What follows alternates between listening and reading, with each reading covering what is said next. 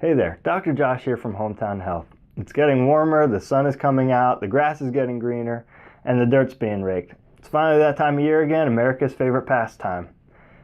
Many of us grew up playing baseball or softball, and some of us still like to think that we can go out and keep up and play throughout the summer.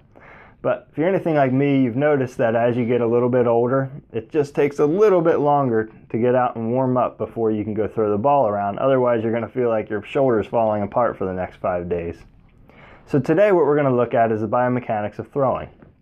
We're going to look specifically at the shoulder, the scapula, and the thoracic spine today.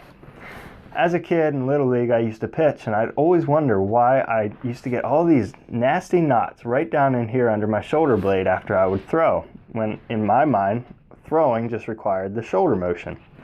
But as you can see here, the arm comes up into the shoulder joint and connects to the body through the scapula or the shoulder blade. So it really requires proper movement in all of these areas in order to get good movement and good motion and be able to throw. Otherwise, if there's a dysfunction in any part of that chain, it leads to decreased performance and it leads to a quicker breakdown. We've all seen or heard about the ball players who have had to go in for shoulder or elbow surgery. Now, many times that injury may not be a direct result of a problem at that joint. This is an entire chain between our wrist, our elbow, our shoulder, and then our scapula and our rib cage and thoracic spine, and even down into the core. It all needs to work as one chain in order to function properly.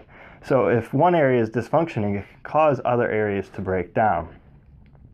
Sometimes it's something as simple as a small little trigger point in a muscle, which may cause dysfunction in that muscle, which then other muscles try to compensate for it, causing a pulling and a quicker deterioration in that area in the joints and in the muscle groups in that area as well. So it's really important that anybody playing this sport check and maintain this entire chain through here in order to decrease the chances for injury as well as increase your performance.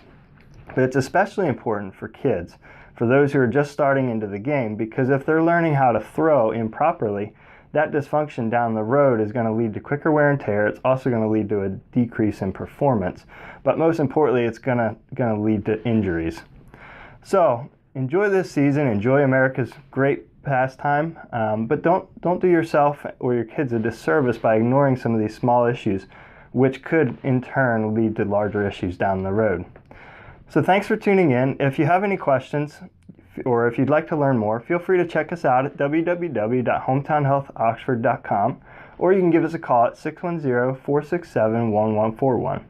Thanks for tuning in, stay healthy, and until next time, go Phils!